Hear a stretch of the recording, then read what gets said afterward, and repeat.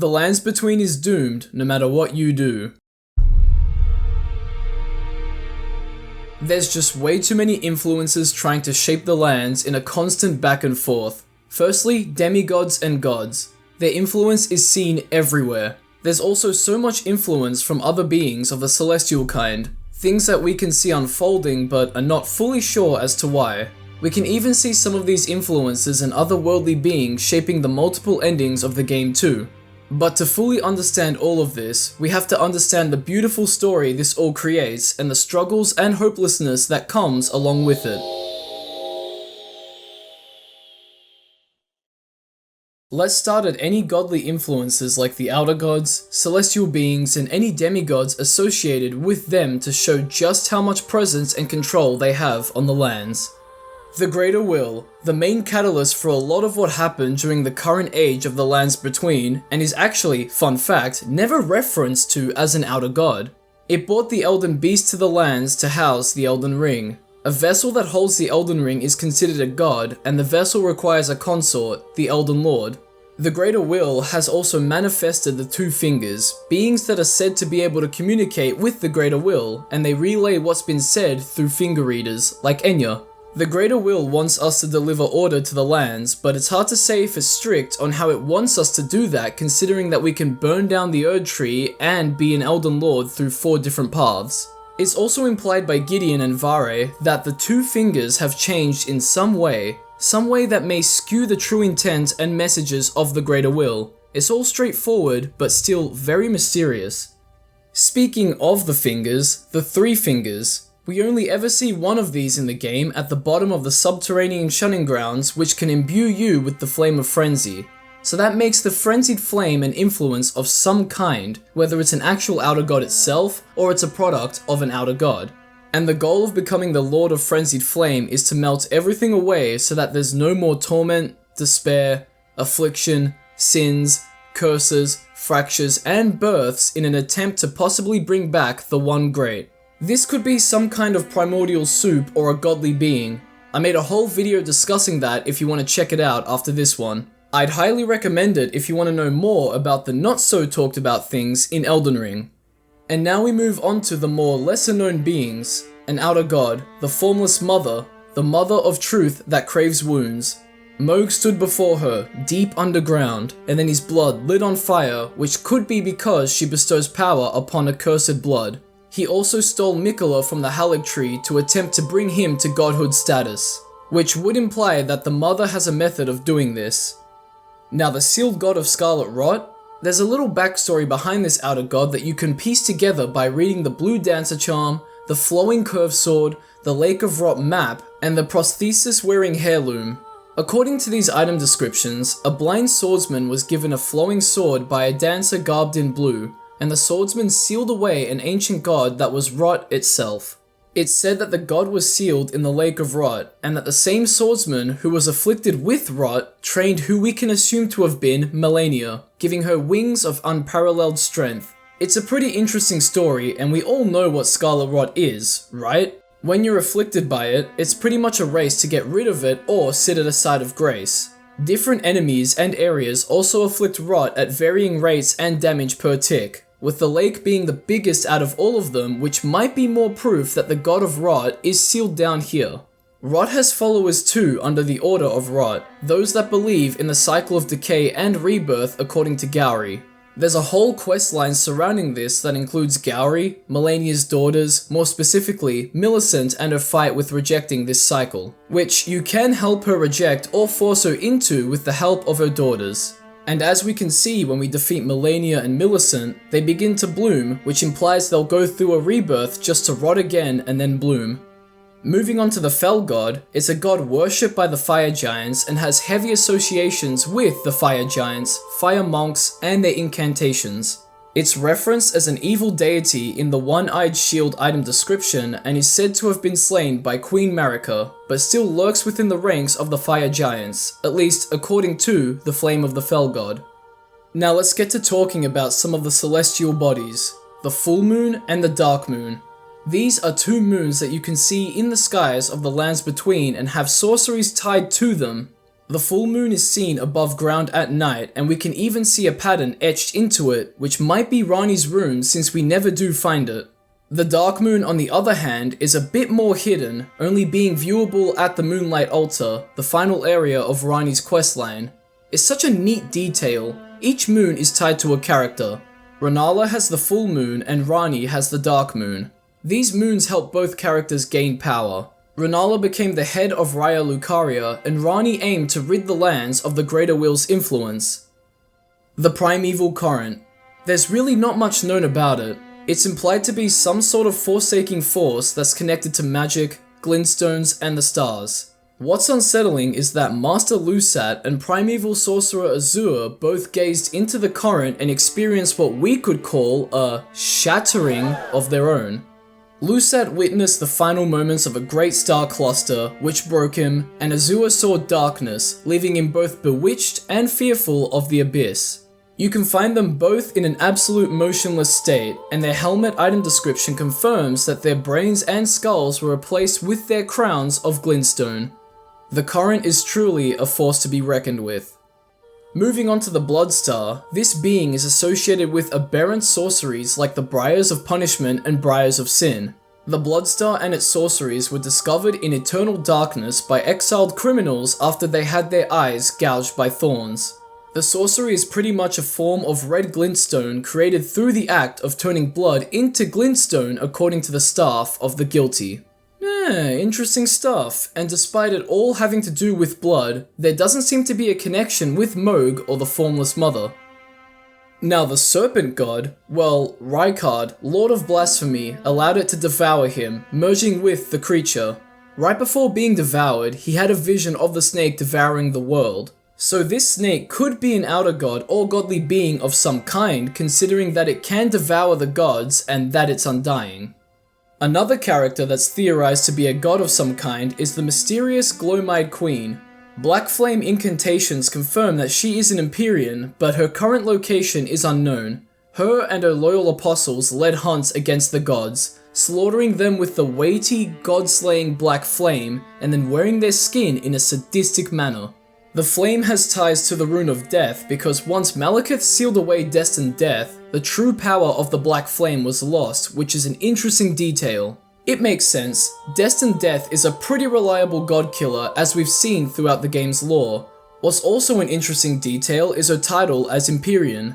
This means that she was a candidate for the Elden Lord, and would have had a shadow. This could also mean that the Greater Will allowed these god hunts to happen, but for what reason?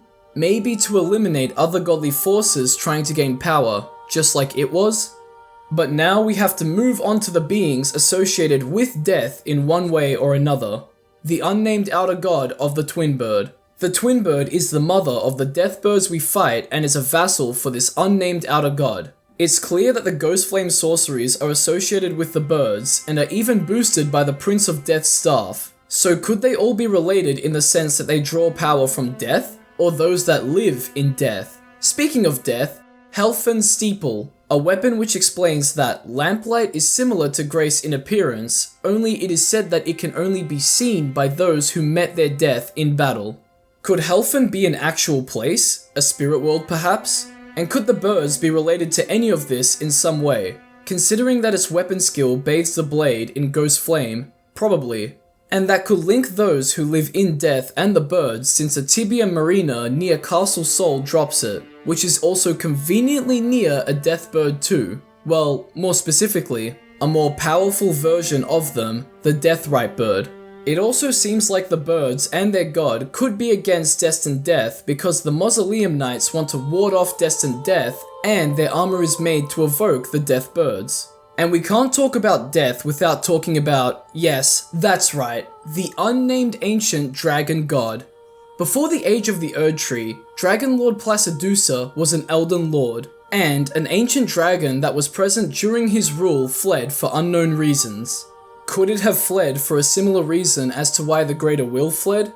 Just like with a lot of other things, it's all very mysterious. There could be some sort of cycle of gods coming to gain influence and power and going when things go sour, but that only works if the fled god was the vessel for the Elden Ring, assuming that an Elden Ring was present back then. Maybe, this Elden Ring that we see in Malekith's arena where we find the Rune of Death. It looks so ancient and massive with bigger and more primitive looking rings throughout it. And it even sprouts out at the ends, like it's trying to root itself or grow out even further. Now, what's this about death? What does this god have to do with death? Well, nothing. I just needed a segue into Farum Azula, because this place is afflicted by those who live in death. The creatures mummified in the walls walk. And why is that? Because Godwyn has somehow spread his way up here. Look at this, he's right there. And look at these silly crabs near the capital afflicted with Godwyn as well. Godwyn. I wanted to talk about him because he is one of, if not the most interesting unstoppable force in the game, and he's the reason I even thought of making this video. To summarize, he was killed during the night of the Black Knife assassinations. Ranni had her Empyrean flesh slain, and Godwyn had his spirit slain. Shoutouts to the Black Knife assassins and a fragment of the Rune of Death. Because of all of this, Godwyn's body continued on and morphed from a golden-haired fellow to a golden-haired mermaid thing living in death. Azuli the Witch video called Elden Ring, Godwyn, the Prince of Death, proposes that Godwyn might be inspired by Ningyo, a cursed mermaid-like fish with human or monkey features. An old Japanese belief was that eating this fish would grant immortality. There's no evidence that Godwyn ate the flesh of something like this, but his appearance might be inspired by the creature, never to die and live on immortal. Just as it creates those who live in death, a type of immortality to some extent. But it's unknown as to why his face appears on the cysts and pustules it spreads around, or why there's a second Godwyn, or even why there's a spread in the first place. So as I've pointed out, the Lands Between has a lot of problems and power struggles thanks to outside influences, gods, demigods, and celestial bodies. But you'll understand this even more after going through each of the game's endings. The Age of Fracture. You become an Elden Lord and bring on the Age of Fracture. So if the lands are still fractured, then nothing has really changed regarding influences on the land. A few key characters from certain orders and factions may have been slain, but some of them will rise again, or can be replaced. The Age of Duskborn. After Fia commits unspeakable acts to Godwyn, she births the first of dead demigods, the Curse Mark of Death, the Mending Rune of the Death Prince, and using it at the end of the game brings on this age as the Elden Lord. A fog will envelop the lands, and the principle of life and death can be experienced by all. Which could mean that life and death mix together, sort of like how things live in death. Well then, Godwyn will continue to grow. A few characters from certain orders and factions may have been slain, but some of them will rise again, or can be replaced. The Age of Order. After getting the Mending Rune of Perfect Order from Goldmask, you can become the Elden Lord of this age. This age ushers in the philosophy that all the good and the great are wanted, in their foolishness, is an absolute evil to contend with. Which means that if you seek power to further your ambitions, you'll present yourself as the greater good and condemn the other side as the absolute evil. We've seen that the Golden Order has done a lot of this, and now, no more. Plus, the fickleness of gods no better than men, emboldened by the flames of ambition, will be no more. So, the power struggles that plagues the lands is solved at what seems to be a verbal level, but not completely at a physical level due to some factors out of people's hands. You can't exactly tell Scarlet Rot to stop spreading, or for Godwyn to stop spreading. So sure, the Gold Mask's philosophy can put an end to the constant conflict in the lands, but there are some forces that'll spread regardless. The Blessing of Despair, achieved by using the Mending Rune of the Fell Curse, making you the Elden Lord of this murky world. The rune has been embedded into the Elden Ring, which means that future generations will inherit the Dung Eater's Fell Curse. Defiled souls can't return to the Erd Tree, so no one can return now. If everyone's cursed, no one's cursed. On a very wide scale, this solves absolutely nothing. So, if you haven't noticed, becoming an Elden Lord doesn't really make a difference in the wider scale of things. The Greater Will, in one way or another, may be a part of our rule as Elden Lord, despite the blasphemy of some of those endings. The Frenzied Flame will still be resting under the capital, the Formless Mother may still hold influence and want to gain influence, which can be said for many of the gods and beings of questionable status. It's already been stated, but I'll point it out again. Rykard and Malenia will rise again, and depending on whether or not you slay or help Millicent, she'll be reborn again too. Plus, there's this flower blossoming near Malenia's boss arena too. Who could it be, and when will they blossom? My money's on it being Malenia's trainer since that person was afflicted with rot. And hey, speaking of rot, that stuff looks like it can really spread about. Oh, and there's still this looming threat of Godwyn spreading around too. Becoming the Elden Lord doesn't really stop that stuff in any foreseeable way. I mean, how would you even begin to fight this sort of stuff? Scarlet Rot could be removed by slaying the God of Rot itself, and getting rid of Godwyn could be done in a similar manner. But Godwyn is more than his ruined body because of his infectious spread and, second body under Stormvale Castle, so it seems like you need to get rid of every account of him, no matter how small, no matter what. So in a way, he kind of reminds me of the Flood from Halo. But I don't think you'd be trying to get rid of him in the Age of Duskborn. Some forces could just come back to the lands if they felt like it too, like the God of the Twin Bird, the Ancient Dragon God, the Fell God, or even the Glow-Eyed Queen. Other influences like the Celestial Bodies could gain more power too. What's stopping people from communing with them if the world is fractured, under dusk, under an order that doesn't even vilify different ideologies, or because everyone is cursed? Dusk might cover up the stars, and so could this sickly cursed sky, but we just don't know. We haven't even talked about Miquella's influence as Saint Trina, or other lands beyond the fog of the lands between, and how they could mess things up as well. And again, we just don't know much about them at all. But regardless, there's still too many threats and too many influences, orders, beliefs, and factions. And we haven't even covered all of the endings yet. The Age of the Stars. Oh my goodness. In Ranni's attempt to rid the lands between of the Golden Order and the Greater Will and its influence, she opened the floodgates for everything else. There's no Lord in the lands either because we go with Ranni on her 1,000-year journey. But you're probably thinking that because Ranni established her own order, everyone will live under that. Yeah, but the Greater Will had its own order established too, and look how much it fractured everything. And yeah, the Dark Moon looks pretty scary, and even Ranni fears it, so other people may fear it and live under it too. But Ranni's order is one not of gold, but the stars and moon of the chill night, and she wants to abandon this soil with her order. So she's leaving and people will be making their own choices over those 1,000 years without the influence of the Greater Will. It's not the worst thing for the lands between, but it's certainly not the best thing for it. You know who is?